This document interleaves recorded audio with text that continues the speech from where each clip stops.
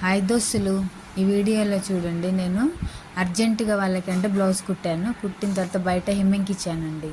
వాళ్ళు కరెక్ట్గానే చేస్తారు, కానీ వెనకాల డిజైన్కి బటన్ పెట్టడం మర్చిపోయారు.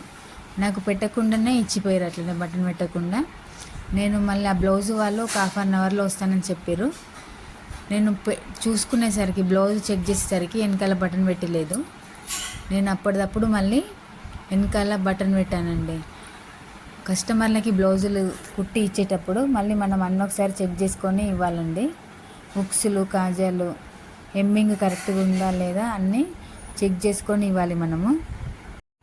కొంతమంది అయితే ఇక్కడనే వేసుకొని చూసిపోతారండి, ఫిట్టింగ్ కరెక్ట్గా ఉందా లేదా అనేసి.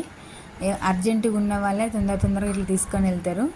వాళ్ళకి మాత్రం మనం అన్నీ చెక్ చేసుకొని కరెక్ట్గా ఫిట్టింగ్, మెజర్మెంట్ కరెక్ట్గా ఉందా లేదా అన్నీ చెక్ చేసి ఇవ్వాలండి.